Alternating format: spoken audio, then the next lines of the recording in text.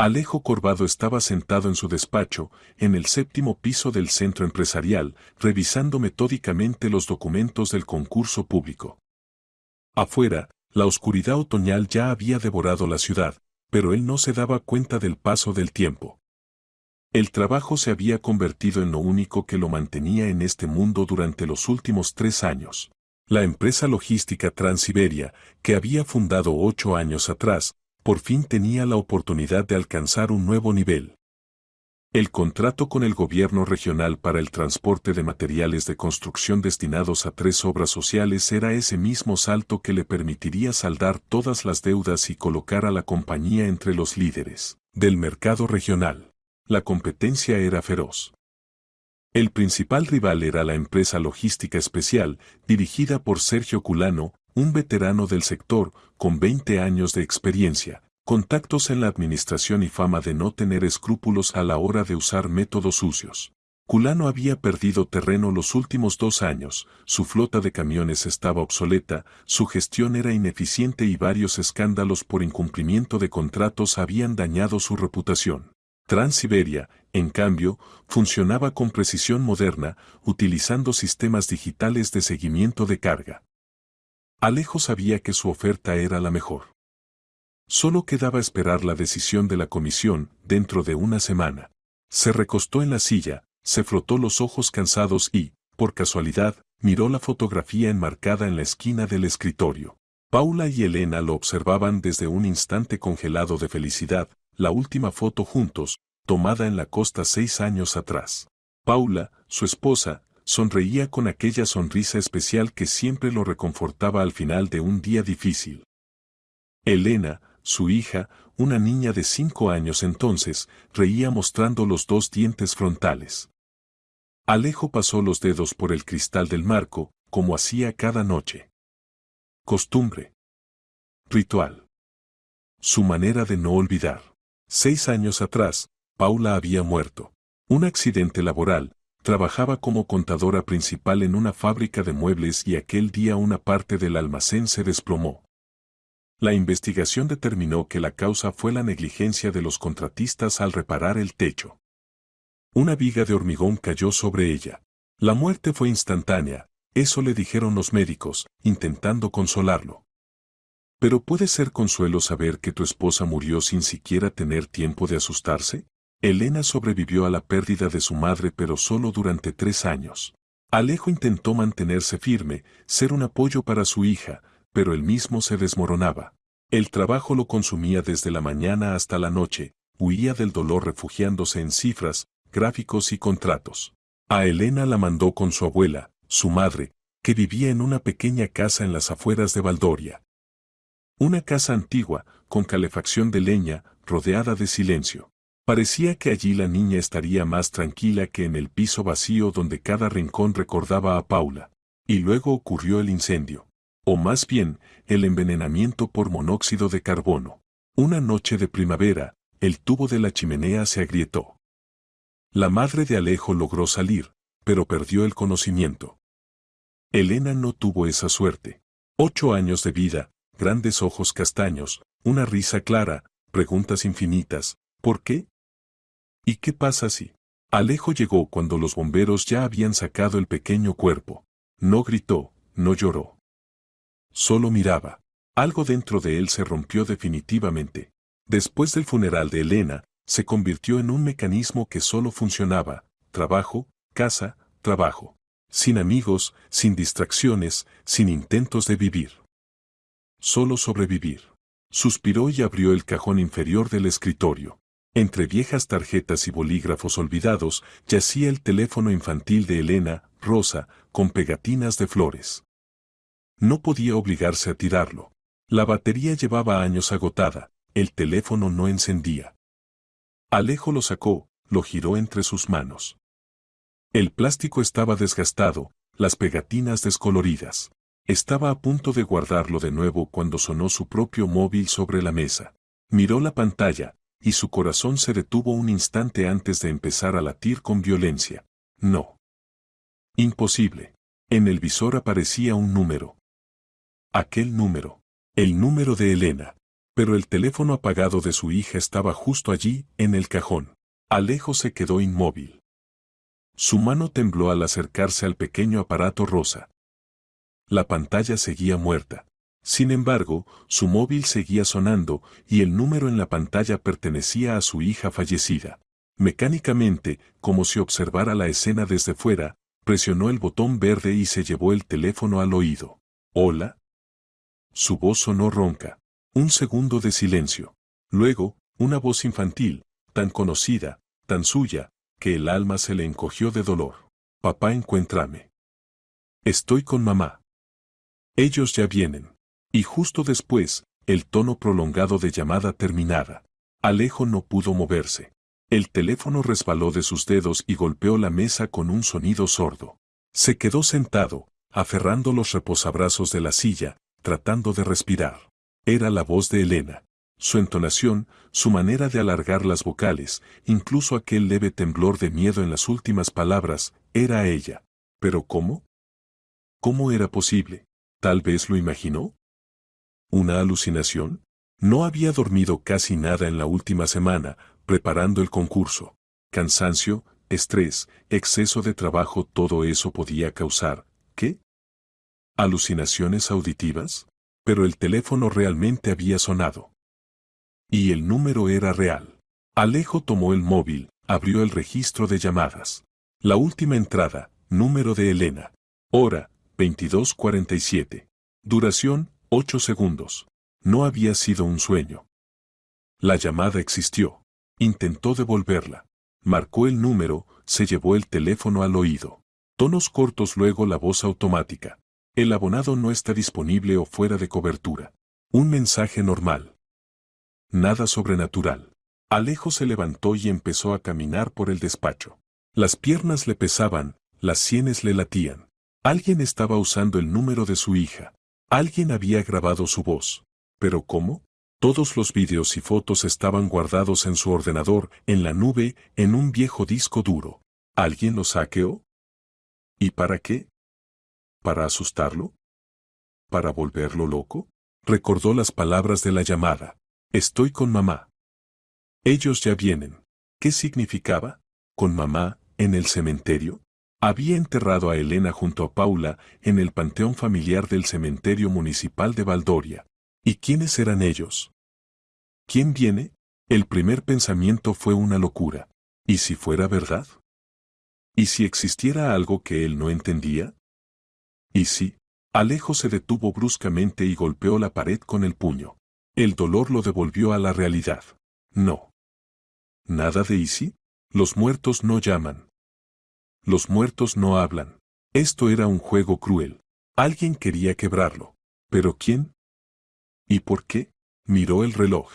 Demasiado tarde para llamadas, pero no podía esperar hasta la mañana. Cogió la chaqueta, apagó la luz del despacho y se dirigió al ascensor. Solo una idea palpitaba en su mente: hablar con Román Rodino, el investigador que había llevado los casos de Paula y Elena. Él debía saber qué hacer. Debía explicarle cómo era posible. La ciudad nocturna lo recibió con calles vacías y farolas solitarias. Condujo casi en automático, sin notar los semáforos. En sus oídos resonaba la voz de su hija. Papá, encuéntrame. Aquellas palabras se le clavaban en la mente como fragmentos de vidrio. Encontrarla. ¿Pero dónde? ¿Cómo buscar a quien ya no existe? El edificio de la comisaría se alzaba sombrío bajo los focos. Alejo estacionó frente a la entrada y entró casi corriendo. El agente de guardia lo miró sorprendido. ¿Le puedo ayudar? Necesito ver al investigador Román Rodino. Es urgente. Son casi las 11. El investigador. Sé qué hora es. Elevó la voz Alejo, luego respiró hondo. Perdón. Es muy importante. Llámelo, por favor. Dígale que lo busca Alejo Corbado. Me recordará. El guardia frunció el ceño, pero tomó el teléfono y marcó. Luego le pasó el auricular a Alejo. ¿Corbado? Se oyó al otro lado. ¿Sabes qué hora es? No recibo visitas fuera de turno. Lo sé, perdón. Pero esto no puede esperar. Necesito hablar contigo. Ahora. Rodino suspiró. Habla, pero si no es sobre un caso, lo dejamos para mañana. Mi hija me llamó. Silencio. Rodino apoyó las manos sobre la mesa. Tu hija murió hace 3 años. Lo sé. Gritó Alejo. Pero aquí está la llamada. Su número. Hoy, hace 40 minutos. El investigador guardó silencio unos segundos. ¿Y qué escuchaste? Su voz. Dijo, papá, encuéntrame. Estoy con mamá. Ellos ya vienen. El silencio pesó en el aire. Rodino suspiró profundamente. Corvado, dijo despacio, entiendo por lo que pasaste. He visto a muchas personas perder a sus seres queridos. A veces el dolor les juega malas pasadas. ¿Estás seguro de qué? No estoy loco. La escuché. Era su voz. Bien, supongamos que sí. Pero piensa, ¿cómo puede un niño muerto hacer una llamada? A veces los números se reasignan. Tal vez alguien nuevo lo tiene y por casualidad. ¿Por casualidad dijo con la voz de mi hija que la encontrara? ¿Hablas en serio? Entonces alguien te está gastando una broma. De mal gusto, cruel, pero solo una broma. Dijo que estaba con mamá. Alejo alzó la voz. Paula está enterrada en el cementerio. Elena, junto a ella. ¿Y si hay algo ahí? ¿Y si? Tonterías, el tono de Rodino se endureció. Su madre está enterrada en el cementerio, ¿cómo podría estar con ella? Los casos están cerrados hace tiempo. Paula murió por negligencia de los contratistas. Elena, por intoxicación con gas. Todo documentado, todas las pericias hechas. Tragedias, sí, pero no misterios. ¿Y la llamada? ¿Un fallo técnico o una broma repugnante? Mañana ven con una denuncia escrita y rastrearemos el origen. Pero ahora vete a casa, Corvado. Duerme. Te estás destruyendo con tanto trabajo. Alejo comprendió que el investigador no le creía. Peor aún, lo veía como a un hombre al borde de un colapso nervioso. Y eso dolía más que todo, porque ni él mismo sabía qué pensar. ¿Y si Rodino tenía razón? ¿Y si estaba demasiado cansado? ¿Y si todo era producto de una mente agotada? Pero aquella voz, esa voz era real. De acuerdo, murmuró Alejo. Iré mañana. Salió de la comisaría, bajó los escalones y volvió a su coche. Se sentó al volante y permaneció inmóvil unos minutos, mirando la oscuridad. En su cabeza resonaban las palabras. Estoy con mamá, con Paula. En el cementerio. Encendió el motor de golpe. Rodino no le creía, estaba en su derecho. Pero él debía comprobarlo por sí mismo. Si Elena dijo que estaba con su madre, entonces tenía que haber algo en el cementerio. ¿Alguna señal? ¿Alguna explicación? No podía simplemente irse a dormir y esperar al amanecer. No después de esa llamada. Condujo hacia el cementerio municipal de Valdoria, en el extremo sur de la ciudad, más allá del polígono industrial. 20 minutos después, giraba hacia la verja principal. Estaba cerrada, pero la puerta lateral solía quedar abierta para los que llegaban tarde. Aparcó junto al camino, sacó una linterna del guantera y entró. De noche, el cementerio parecía ajeno. Los senderos conocidos de día se convertían en un laberinto de sombras. El haz de luz arrancaba de la oscuridad lápidas, cruces, rejas. A lo lejos susurraban los árboles. Alejo caminaba rápido, conocía el camino. El panteón de su familia estaba en la parte antigua, junto al muro oriental. Paula y Elena descansaban una al lado de la otra.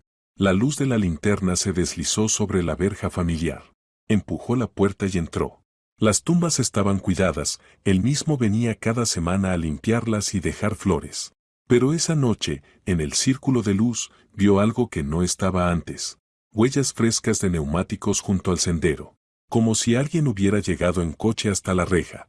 Y, frente al monumento, había un objeto que él no había dejado allí. Un móvil musical infantil, de plástico brillante, con pequeñas figuras de animales colgando. De esos que se cuelgan sobre la cuna de un bebé. Alejo se arrodilló y lo tomó en las manos. Estaba nuevo, intacto. Tenía un botón lateral. Lo presionó. Una melodía de cuna sonó, suave, tierna. Luego la música se cortó, y una voz habló desde el altavoz. Papá, encuéntrame. Estoy con mamá. Ellos ya vienen. Las mismas palabras. La misma voz. Alejo apagó el móvil con los dedos temblorosos. Le subía el mareo.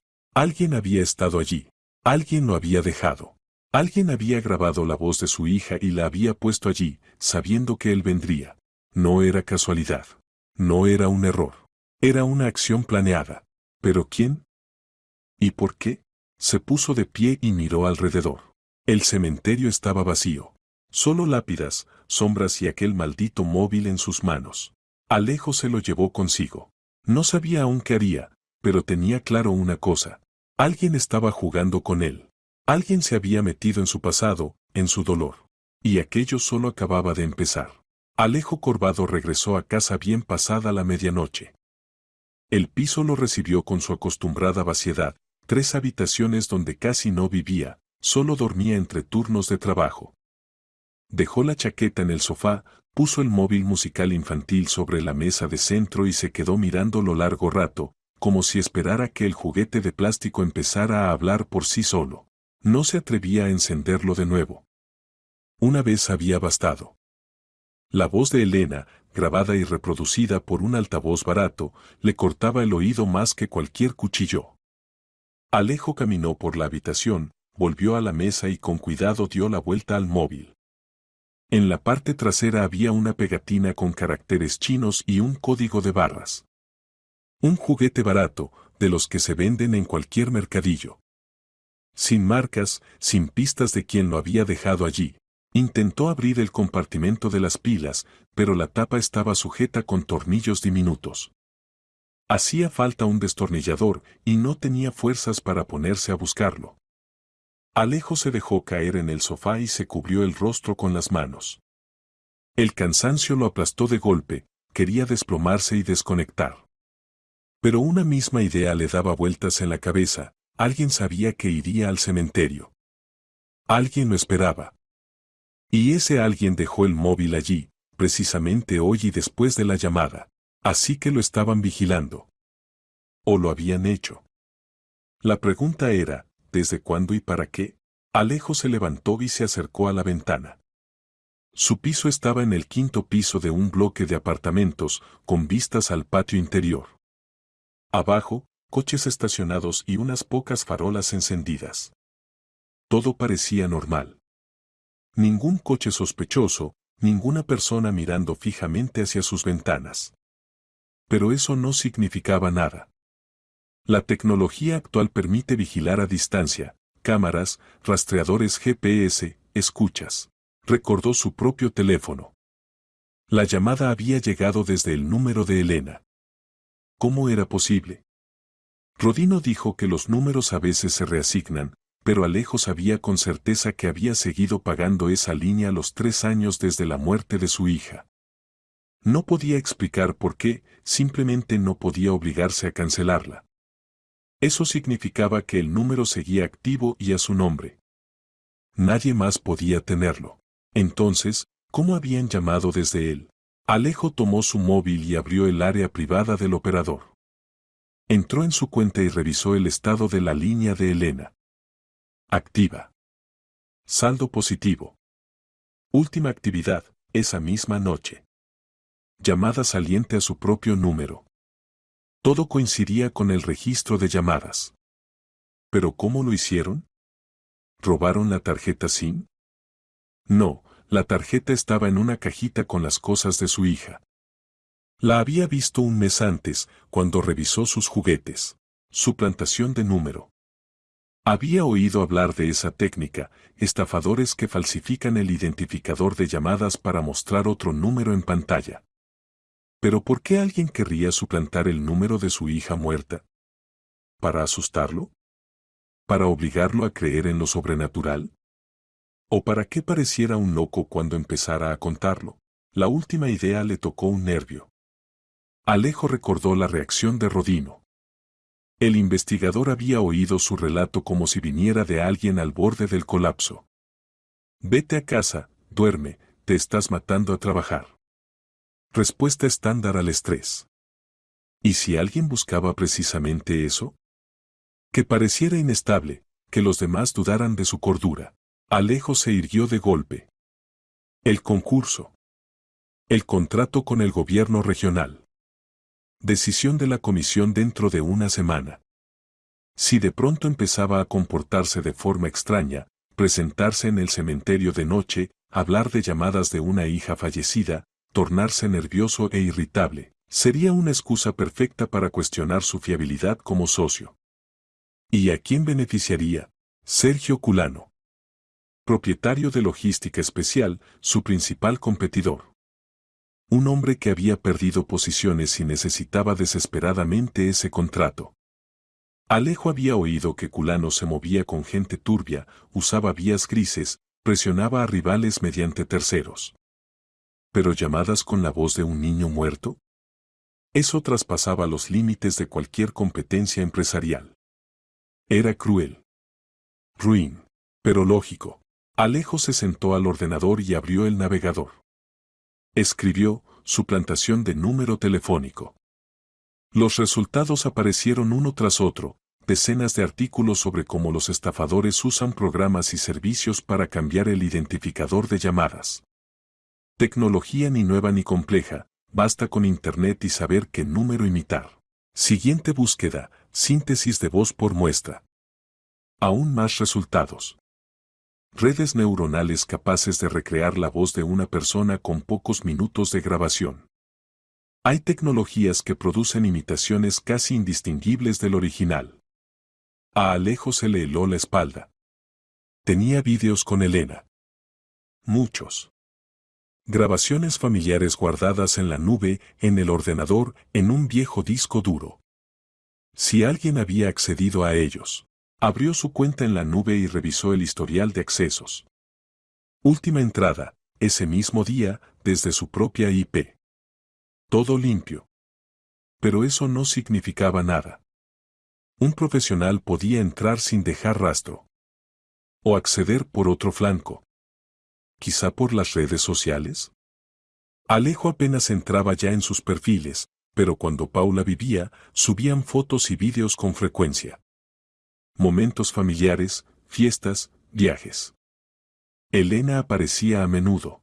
Abrió su página. La última publicación era de justo después del funeral de Elena, un marco negro, las fechas, palabras de despedida. No había vuelto a entrar. Pero los vídeos seguían. Álbumes con clips donde Elena hablaba, reía, cantaba. El perfil estaba abierto, cualquiera podía mirar. Cualquiera podía descargar. Volvió a escuchar la grabación del móvil musical.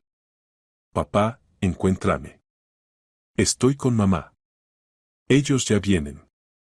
La frase sonaba uniforme, sin vacilaciones, casi mecánica. No como hablan los niños, siempre con saltos de entonación, pausas, vida. Aquí todo era demasiado pulido. Como si alguien hubiera ensamblado las palabras desde distintas tomas o las hubiera generado artificialmente. Alejo cerró el portátil y se frotó las sienes. La cabeza le estallaba. Entendía que necesitaba ayuda profesional. Alguien experto en técnica, en intrusiones, en rastros digitales. Rodino no ayudaría, el investigador ya había decidido que era un fallo o una broma pesada. Necesitaba a otra persona. Oliver Marinos. El nombre le vino a la mente al instante. Se habían conocido 4 años atrás en una conferencia de logística. Oliver daba una ponencia sobre protección de datos en empresas de transporte. Especialista en TI, ex empleado de una gran firma, ahora por su cuenta como consultor en ciberseguridad. A veces, había oído Alejo, aceptaba investigaciones privadas si se trataba de delitos digitales. Intercambiaron tarjetas entonces, pero no habían mantenido el contacto. Alejo encontró la tarjeta en una libreta vieja y marcó el número. Eran las 12:30 de la noche, pero no tenía alternativa. Tono. 3, 4, 5. Estaba a punto de colgar cuando respondieron al otro lado. Marinos, la voz sonaba somnolienta y claramente molesta. Oliver, soy Alejo Corvado. Nos vimos en una conferencia hace unos años. Perdona la hora, pero necesito ayuda. Urgente. Pausa. Luego un suspiro. Corvado Logística, ¿verdad? Me acuerdo. ¿Qué pasa? Alguien ha hackeado mis datos. Falsificó una llamada desde el número de mi hija fallecida, usó su voz. Dejaron en el cementerio un dispositivo con la grabación. No sé quién ni por qué, pero necesito averiguarlo. El silencio se alargó. Alejo apretó el teléfono con más fuerza. Oliver, estoy dispuesto a pagar. Lo que pidas. Pero necesito a alguien que sepa. Nos vemos mañana por la mañana, dijo por fin Marinos. A las 9, en mi oficina. Te mando la dirección por mensaje. Trae todo lo que tengas, el teléfono, ese aparato del cementerio, cualquier detalle. Veremos qué se puede hacer. Gracias. No me lo agradezcas todavía. Si esto es una operación seria y no un crío travieso, habrá que cavar hondo. Y puede que no te guste lo que encontremos. La comunicación se cortó. Alejo dejó el móvil sobre la mesa y se recostó en el sofá. Por primera vez en aquella noche infernal sintió una leve esperanza. Marinos lo ayudaría a entender. Encontraría a quien estaba detrás. ¿Y entonces? ¿Entonces qué? Alejo no lo sabía. ¿Venganza? ¿Juicio? ¿Desenmascaramiento público? Todo eso sonaba abstracto. Lo único importante ahora era comprender quién y por qué usaba la memoria de su familia como arma. Un arma demasiado cruel. Se levantó y fue al baño. Se lavó la cara con agua fría, miró su reflejo en el espejo. Rostro demacrado, ojeras oscuras, canas en las sienes que un año atrás no estaban. Tras la muerte de Paula y Elena, se había convertido en la sombra de sí mismo. El trabajo ayudaba a no pensar, pero no a vivir. Volvió a la sala y se tumbó en el sofá, sin desvestirse. Cerró los ojos. Como deseaba caer rendido y dormir. Pero en la oscuridad le aparecían rostros, Paula, Elena, Rodino, Culano. Y la voz de su hija, papá, encuéntrame. Esas palabras golpeaban más certeras que cualquier puñetazo. Hacia el amanecer, por fin se hundió en un sueño pesado e intranquilo. Soñó fragmentos, el cementerio, tumbas, una risa infantil que se convertía en un zumbido mecánico. Despertó por un sonido. Agudo, estridente. Se incorporó de un salto, desorientado, y no entendió enseguida que era música. Una melodía infantil. Una nana. El móvil. El maldito móvil sobre la mesa se había encendido solo. Alejo se acercó y agarró el juguete. La melodía se cortó en cuanto lo tomó. Luego, otra vez, la voz. Papá, encuéntrame. Estoy con mamá. Ellos ya vienen. Arrojó el móvil contra la pared. El plástico se resquebrajó, el altavoz chirrió y se quedó mudo. Alejo permaneció de pie, respirando con dificultad, los puños apretados. Alguien estaba controlando ese maldito artefacto. Alguien lo había activado a distancia. Así que tenía un transmisor o algo parecido.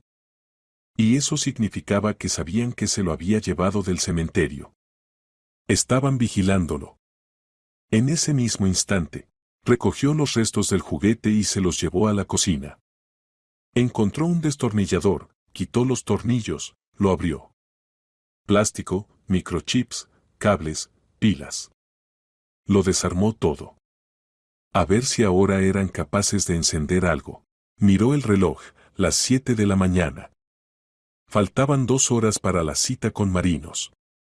Se duchó, se cambió, tomó un café bien cargado y metió todas las piezas del móvil en una bolsa.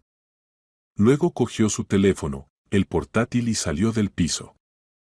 Echó un vistazo al rellano, nadie. Bajó las escaleras, cruzó el patio. Los coches seguían en los mismos lugares que por la noche. Ninguna figura sospechosa, pero la paranoia ya estaba instalada. Alejo se sentó en el coche y arrancó. De inmediato, por los altavoces del interior sonó la melodía infantil. La misma nana. Apagó la radio de golpe, pero la música seguía.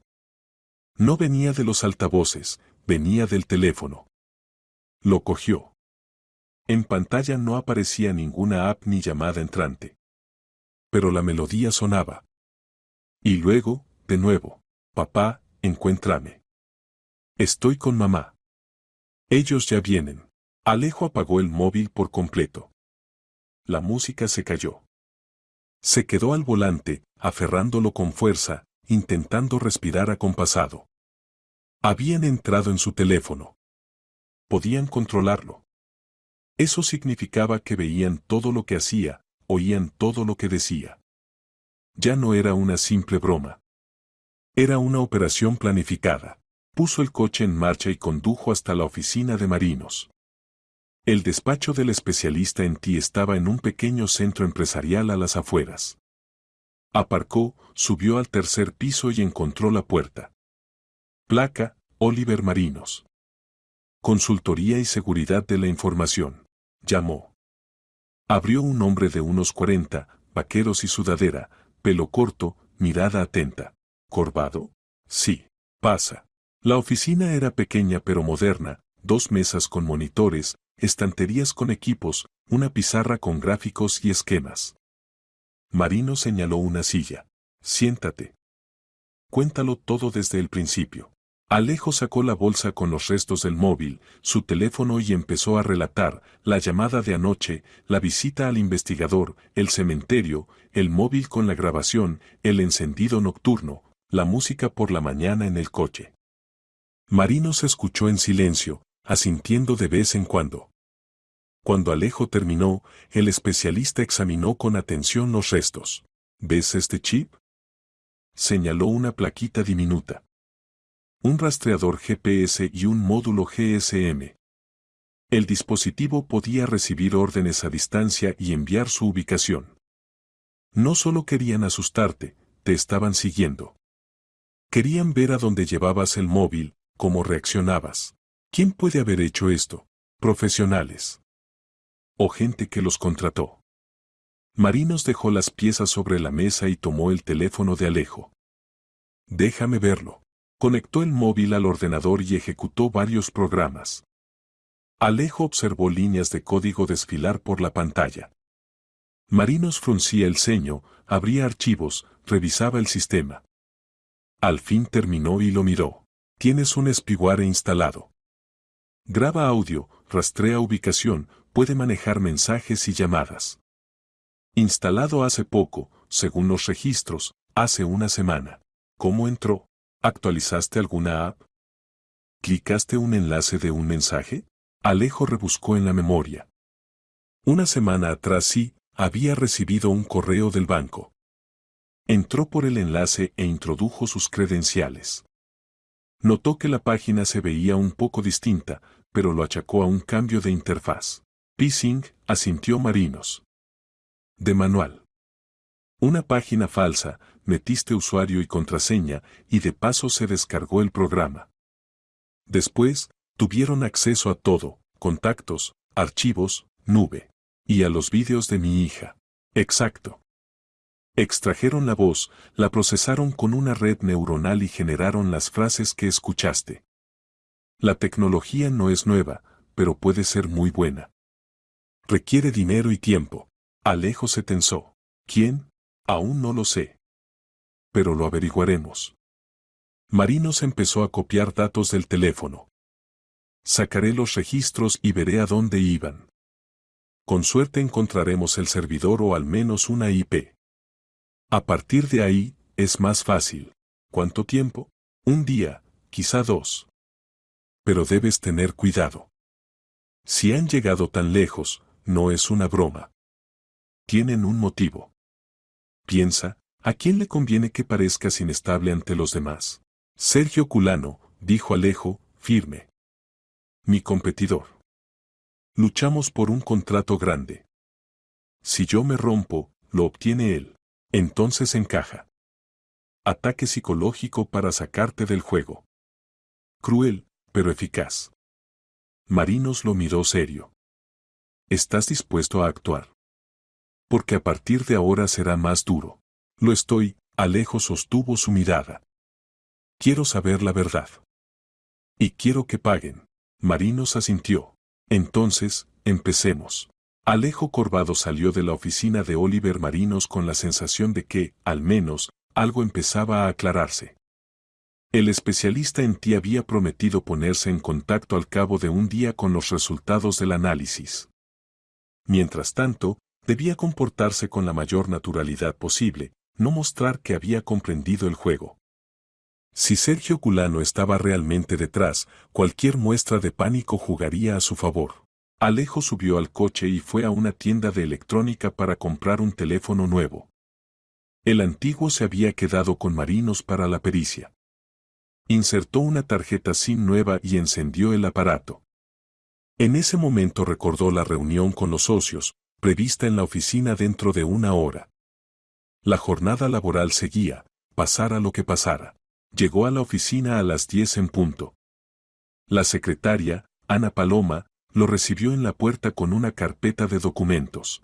Alejo, tienes reunión con el departamento a las 11 y, después, llamada con los representantes de la comisión del concurso a las 2.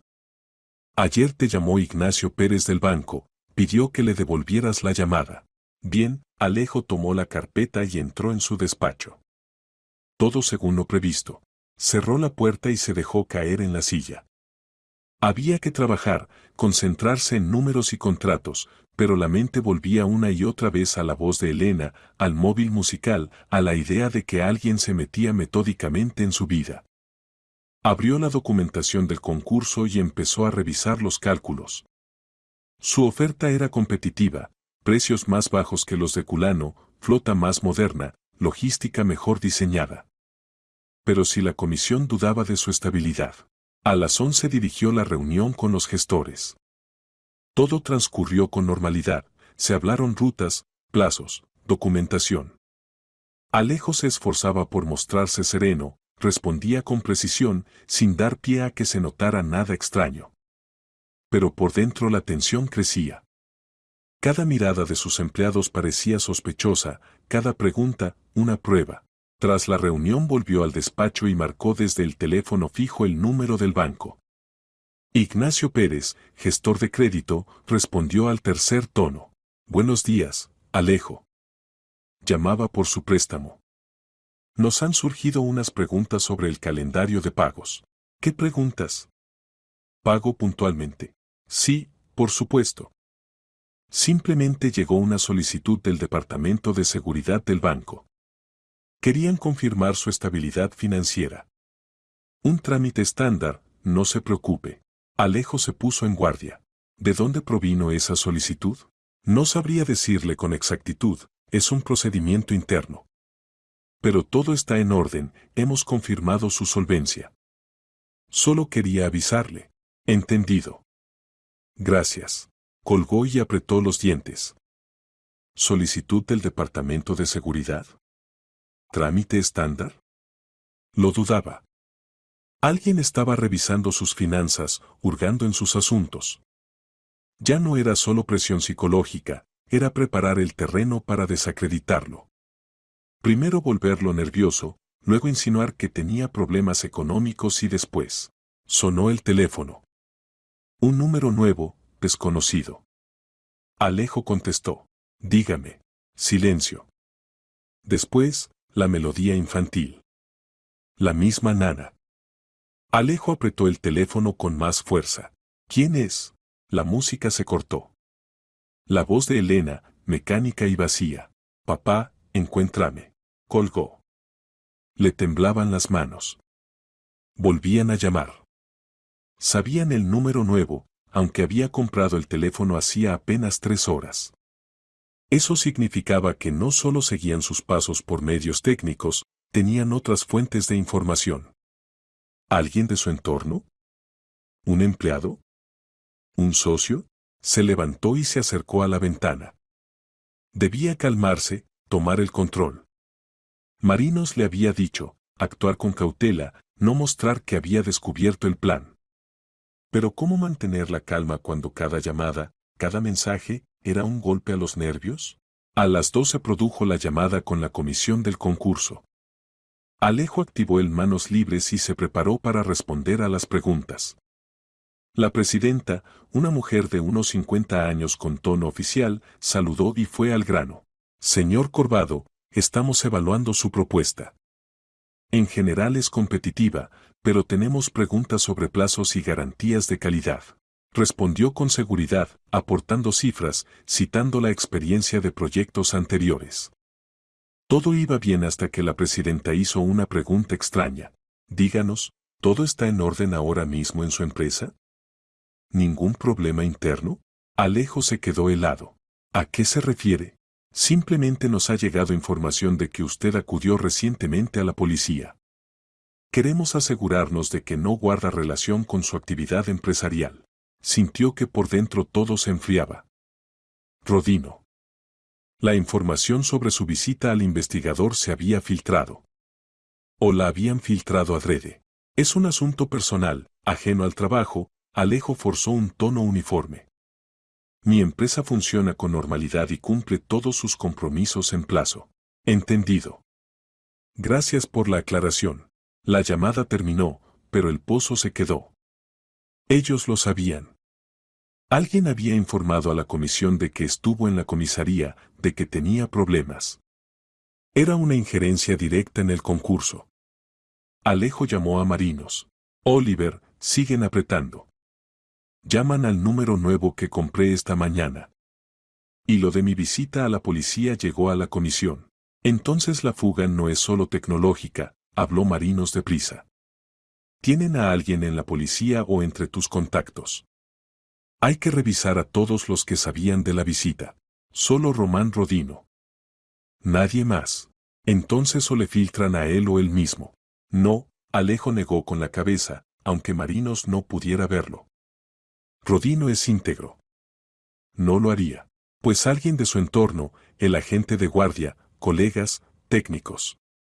En la policía siempre hay quien se vende. Escucha, necesito más tiempo. Estoy desencriptando los datos de tu teléfono.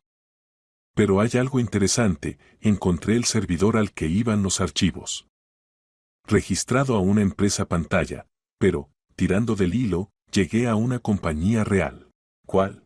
Alfa Estrategia, una consultora. Se dedican a gestión de crisis, PR, guerras de reputación.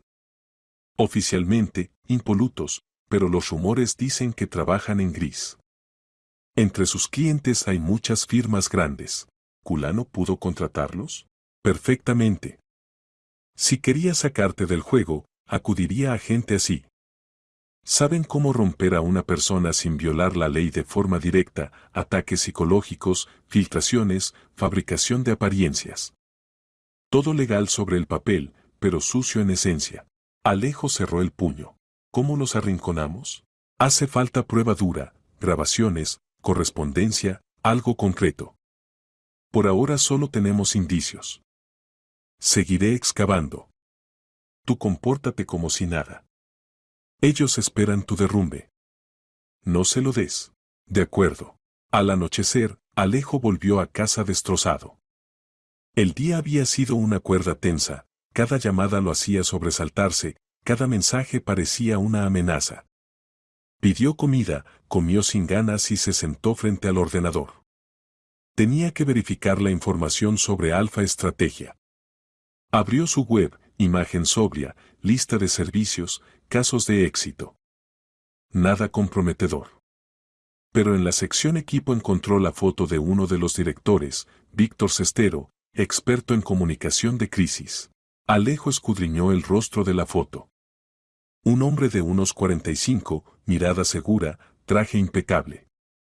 El nombre no le decía nada, pero algo en aquel tipo le producía inquietud.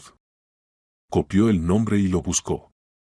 Pocos resultados, algunos artículos sobre reputación corporativa, entrevistas en medios económicos.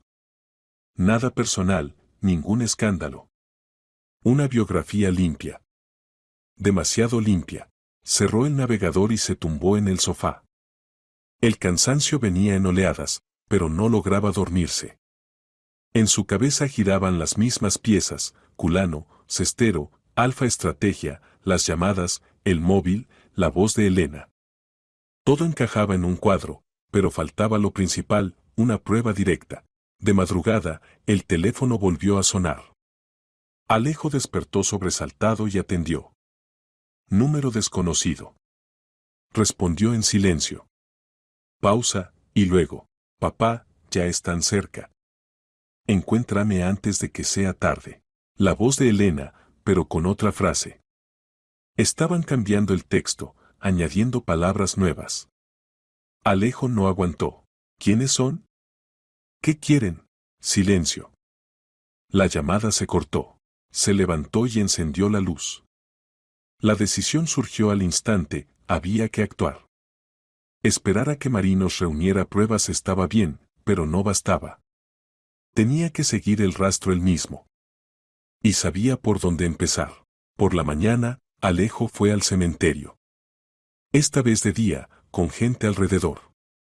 Se acercó a la tumba de Paula y Elena, examinó todo con atención. Las marcas de neumáticos habían desaparecido, el móvil se lo había llevado. Pero junto a la verja vio una pequeña hendidura en la tierra, como si allí hubiera estado algo pesado. ¿Una cámara? ¿Un sensor? Se agachó y removió la tierra con las manos. Nada. Pero no significaba que antes no hubiese algo. Se incorporó y miró alrededor. A 10 metros de la tumba crecía un árbol viejo. En el tronco, a unos 2 metros de altura, distinguió un pequeño rectángulo negro, casi imperceptible, pegado a la corteza. Alejo se acercó más. Una cámara. Miniatura, con el objetivo apuntando directamente a la tumba. La despegó y la examinó. El cuerpo no tenía inscripciones, pero dentro se veía una tarjeta de memoria. La extrajo y se la guardó en el bolsillo. Era una prueba. Lo habían estado grabando, vigilando, registrando sus reacciones. Ahora él tenía su equipo. Llamó a Marinos desde el propio cementerio. He encontrado una cámara. Me grababan junto a la tumba. Perfecto. Tráela, veremos qué hay en la tarjeta. Eso ya es una pista seria. Alejo volvió al coche y condujo hasta el despacho del especialista. Marinos lo recibió con visible entusiasmo. Dame eso. Insertó la tarjeta en el ordenador y abrió los archivos. En la pantalla aparecieron vídeos, Alejo junto a la tumba, de noche, con linterna, tomando el móvil, escuchando la grabación. Luego otros planos, hablándole a la tumba, gritando, cayendo de rodillas. Estaban recopilando material para hundirte, negó con la cabeza Marinos. Pretendían mostrarte como inestable. Con un montaje, voz en off y difundirlo a medios o a la comisión, darías la imagen de un demente. Pero ahora tenemos los originales. ¿Se puede demostrar el montaje? Sí. Además, en la tarjeta hay metadatos, fecha de instalación, modelo del dispositivo. Eso nos llevará al comprador. Voy a cruzar bases. ¿Cuánto tardas? Unas horas. Vete a casa, descansa. Esto se acaba pronto. Alejo se fue, pero no pensaba descansar. Entendía que la partida entraba en su recta final. Culano y los suyos notarían que él había empezado a excavar. Debía estar listo para el contraataque. Al anochecer, Marinos envió un mensaje. Lo tengo. La cámara la compró Héctor Cumanés, registrado como empleado de una agencia de seguridad. Indagué más, la agencia está vinculada con Alfa Estrategia. Es nuestro hombre. Mañana nos vemos y trazamos el plan. Alejo leyó el mensaje y esbozó una sonrisa. El círculo se cerraba. Ahora sabía quién, cómo y por qué. Solo faltaba lo principal, cogerlos con las manos en la masa y terminar este juego de una vez por todas. Alejo se reunió con Oliver Marinos a la mañana siguiente, en la misma oficina. El especialista en ti desplegó ante él varios impresos, datos sobre Héctor Cumanés, sus vínculos con la agencia de seguridad y la cadena de pagos que conducía a Alfa Estrategia. Todo encajaba en un cuadro nítido. Héctor Cumanés, 38 años, dijo Marinos, mostrando una foto del permiso de conducir. Antiguo operativo, se dio de baja hace 5 años. Ahora trabaja como freelance, vigilancia, seguimientos, recopilación de información. Lo contratan a través de la agencia Centinela, que figura como socia de Alfa Estrategia. ¿Y el cliente principal de esa oficina en los últimos 6 meses? Adivina. Culano, pronunció Alejo el nombre con fría seguridad. Exacto. Sergio Culano firmó personalmente un contrato de consultoría hace 3 meses. Una suma respetable, 2 millones. Oficialmente para reestructurar el negocio, pero ya sabemos a qué se destinó el dinero. A romperme. Tal cual. Cumanés es el ejecutor, instaló cámaras, dejó el móvil musical, te siguió. Pero no estás solo. Hay otro, el técnico que irrumpió en tus dispositivos. Lo identifiqué por las huellas digitales, Damián Jarillo, programador, 32 años. Trabaja en remoto, figura en nómina de una empresa de TI, pero coge encargos paralelos en la red oscura. Especialista en intrusión, síntesis de voz y manipulación de datos. Alejo miró las fotos de los dos hombres, Cumanés y Jarillo. Rostros corrientes, anodinos. Pero aquellos tipos habían convertido sus últimos días en una pesadilla, usando la memoria de su familia como un arma. ¿Tenemos lo suficiente para ir a la policía? Preguntó. Formalmente, sí. Pero probar que lo hicieron por encargo de Culano será difícil. Se cubrieron con una cadena de intermediarios, contratos oficiales y servicios legales. Culano dirá que contrató a Alfa Estrategia para consultoría, no para atacar a un competidor. Cestero asegurará que ignoraba lo que hacían sus subcontratistas. Cumanés y Jarillo cargarán con la culpa, les caerán penas leves y ya. Entonces hay que cogerlos infraganti. Marinos asintió. Esa es la idea. Si los provocamos para que den otro paso y registramos el proceso, las pruebas serán de hierro. Tenemos que lograr que se delaten solos. Alejo meditó. El plan cuajó rápido, usar su misma táctica contra ellos. Mostrar que estaba quebrado del todo, dispuesto a cualquier cosa por encontrar a su hija. Provocarlos a dar el golpe final y, mientras, preparar una trampa. Haré de loco, dijo. Iré al cementerio al anochecer y me comportaré como un desquiciado, gritar, hablar con la tumba, decir lo que quieren oír. Si me monitorizan, y estoy seguro de que lo hacen, morderán el anzuelo. Querrán grabar la fase final del colapso o plantarme algo más. Es arriesgado, Marinos frunció el ceño. Si notan que finges, no lo notarán.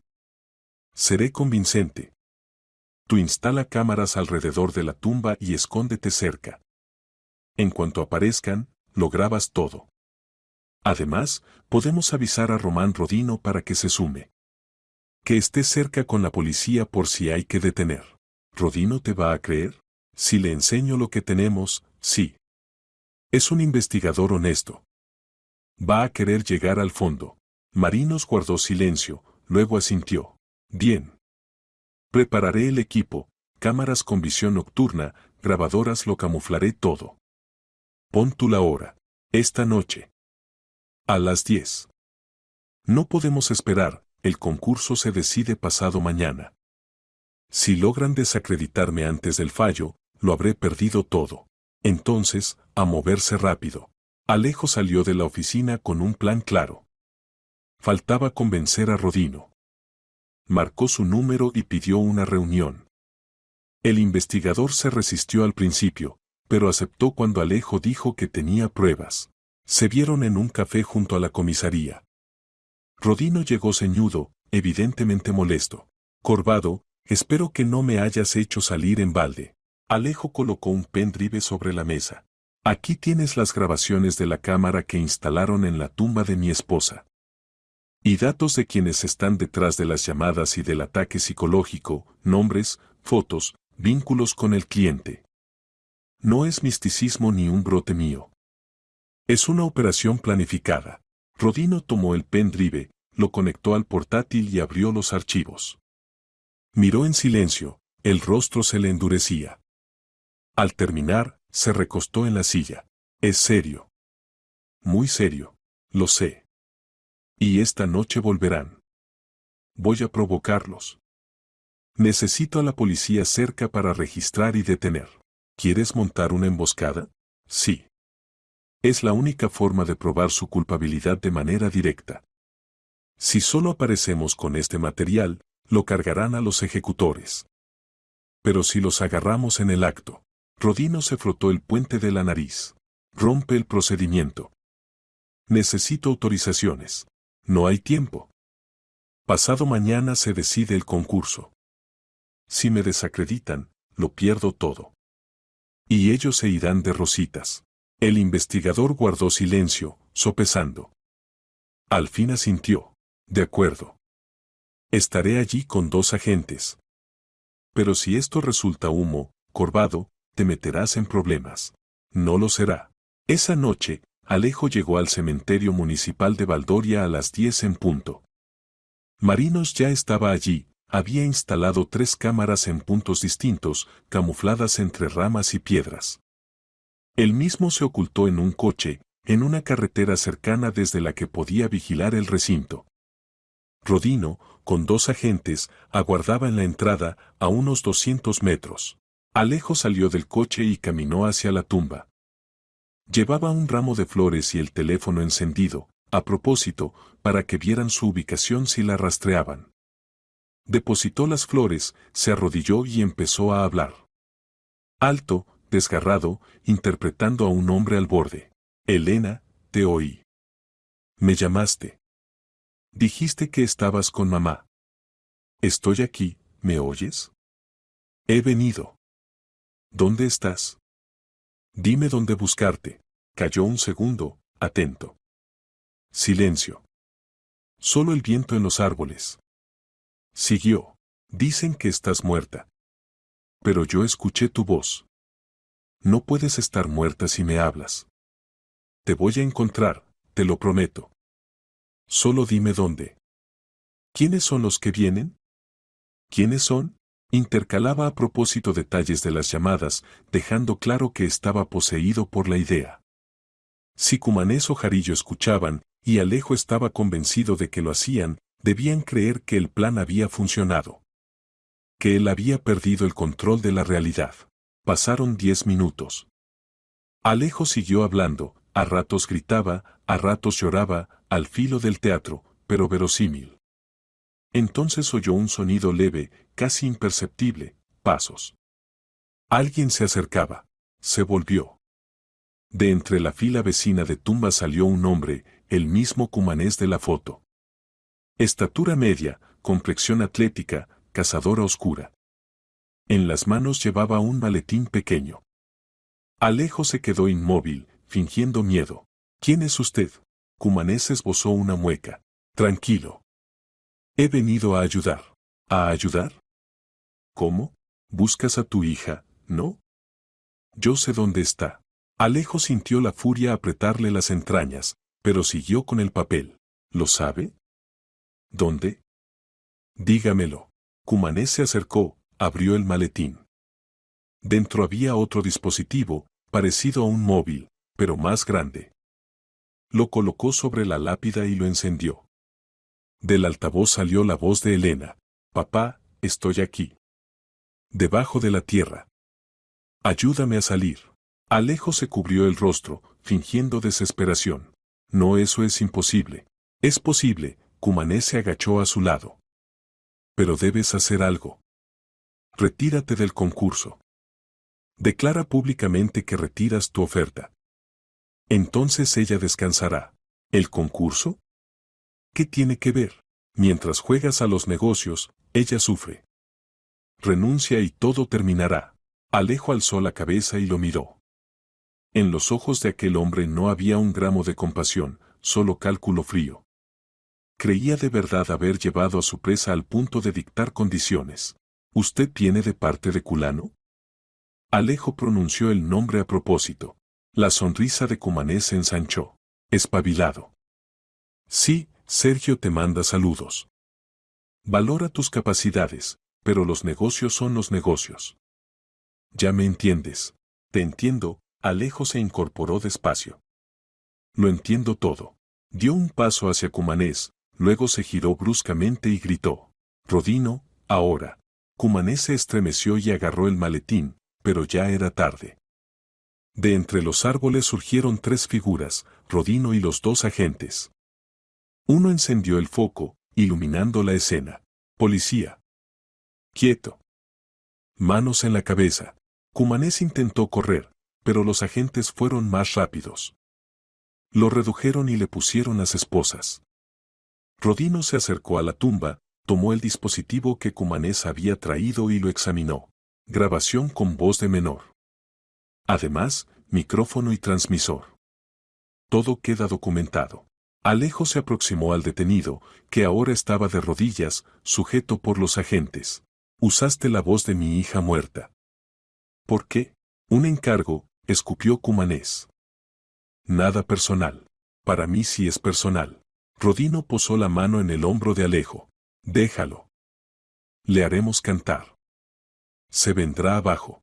Marino salió de su escondite con el portátil en la mano. Está todo grabado. 3 cámaras, sonido perfecto. Admite en la cinta que trabaja para Culano. Rodino asintió. Excelente. Con esto basta para pedir orden contra Culano y los demás. Se llevaron a Cumanés al coche patrulla. Alejo se quedó frente a la tumba, mirando la lápida. Rodino volvió a acercarse. Has estado bien. Arriesgaste, pero funcionó. Aún no ha terminado, dijo Alejo, mirando al investigador. Cumanés es un peón. Hay que ir a por Culano y por quienes idearon todo. Nos ocuparemos. Te lo prometo. Alejo regresó a casa entrada la noche. Por primera vez en muchos días sintió alivio. No completo, la partida no había terminado, pero el primer paso estaba dado. Cumanés detenido, pruebas reunidas. Ahora tocaba el turno de las figuras principales. Se tumbó en el sofá y cerró los ojos. Mañana sería otro día. El concurso, la decisión de la comisión, quizá la detención de Culano. Muchas incógnitas. Pero Alejo ya no era una víctima. Había pasado al ataque. Y pensaba llevar esto hasta el final. Alejo despertó por la mañana con la llamada de Oliver Marinos. El especialista en ti hablaba rápido, entusiasmado. Cumanés se vino abajo. Declaró contra todos, Jarillo, Cestero de Alfa Estrategia y el propio Culano.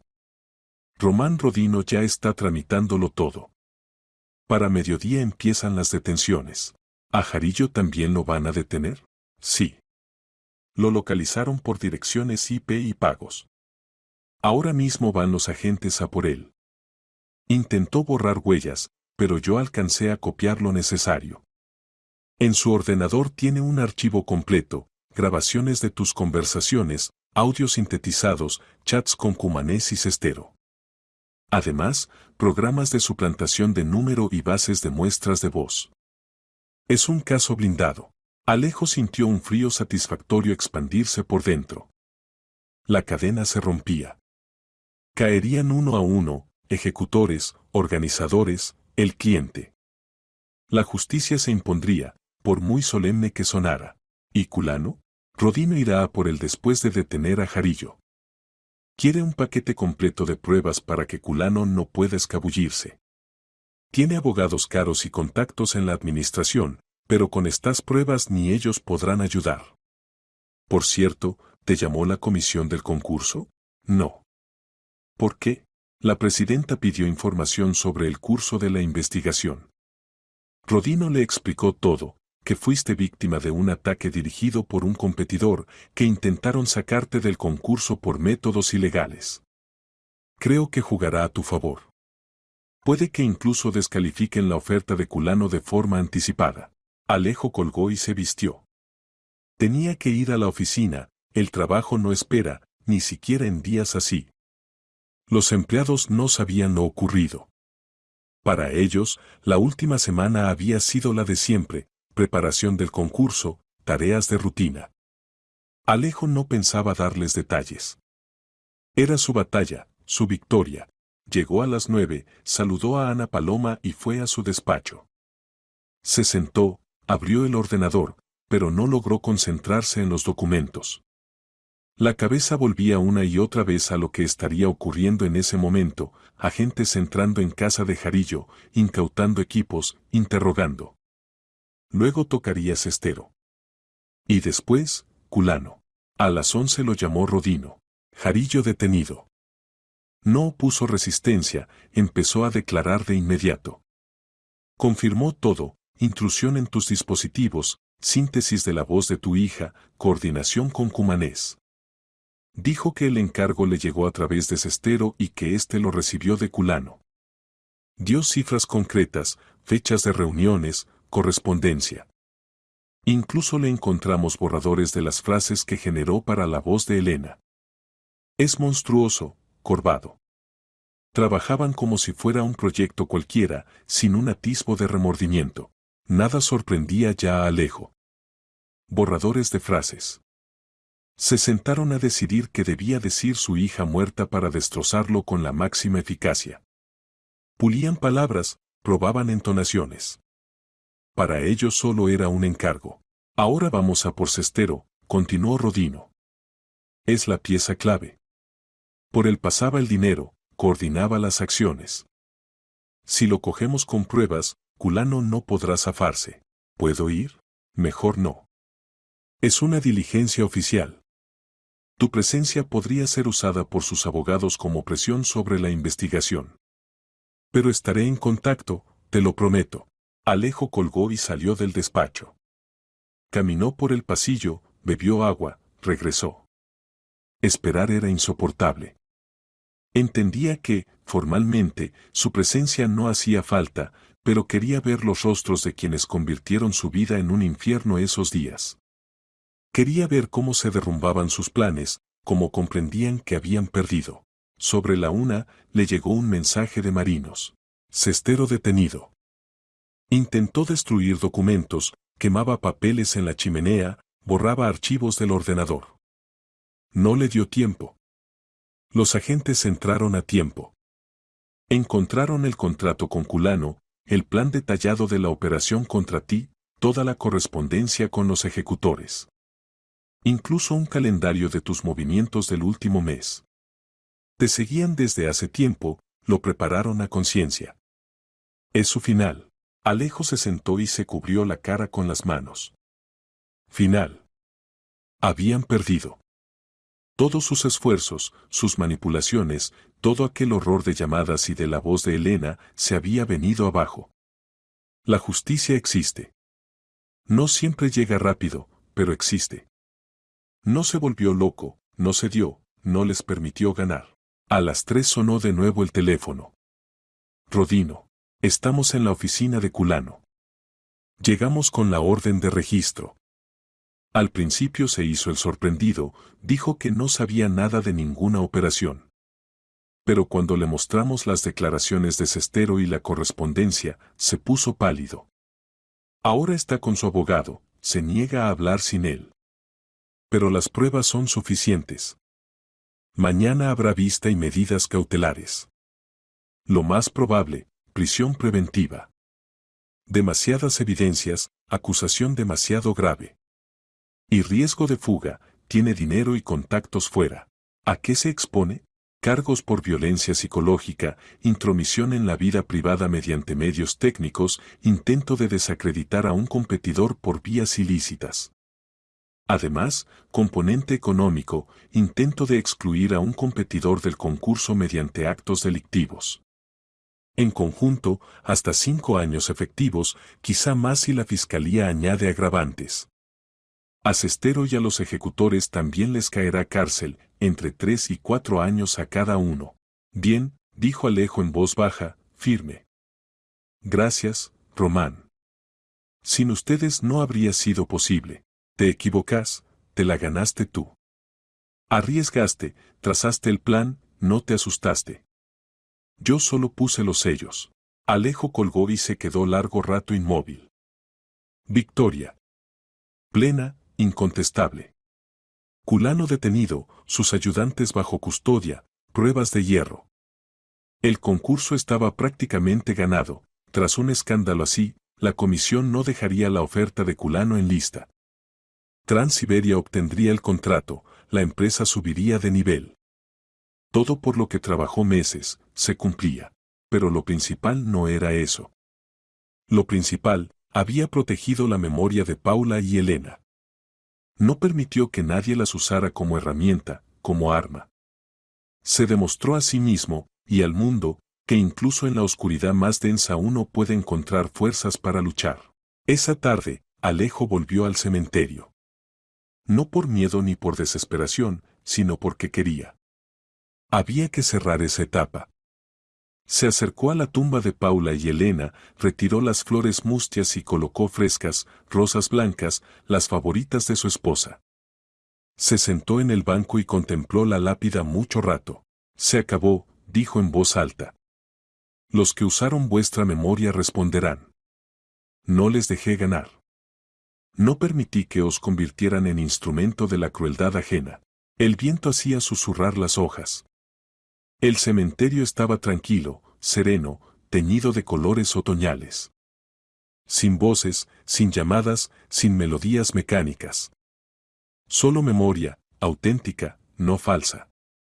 Las imágenes de Paula y Elena vivían en su corazón, y ninguna tecnología, ninguna manipulación, podía cambiarlas ni mancillarlas. Alejo sacó del bolsillo un teléfono, el viejo, infantil, con pegatinas de flores. Lo había traído adrede. El plástico rosa estaba desvaído, las pegatinas, descascaradas, pero para él seguía siendo una parte de Elena. De la verdadera Elena, no de aquella cuya voz habían sintetizado unos delincuentes. Dejó el aparato al pie de la lápida, junto a las flores. Ya no lo necesito, dijo en voz baja. Están aquí, en mi corazón. Y yo voy a seguir viviendo. Por vosotras. Para que vuestra vida tenga sentido. Se puso en pie, permaneció un minuto más en silencio y salió del cementerio. Sentía el alma más ligera que en todos esos días. El dolor de la pérdida no se había ido, seguiría ahí, siempre. Pero ya no le añadían miedo ni manipulación ni aquella sensación de impotencia. Solo una pena humana, limpia. Y el derecho a vivir. Al día siguiente se celebró la sesión de la comisión del concurso. Alejo llegó con traje y carpeta, listo para responder a cualquier pregunta. La presidenta lo recibió con mirada seria. Señor Corvado, hemos revisado el material de la investigación. Lo ocurrido es inadmisible. La competencia es normal, es el motor del progreso. Pero el uso de esos métodos no es competencia, es delito. La oferta de logística especial queda descalificada. Su propuesta se reconoce como la mejor. El contrato es suyo. Alejo asintió. Victoria. La misma por la que trabajó 3 meses hasta la extenuación, arriesgando, planificando, sin dormir.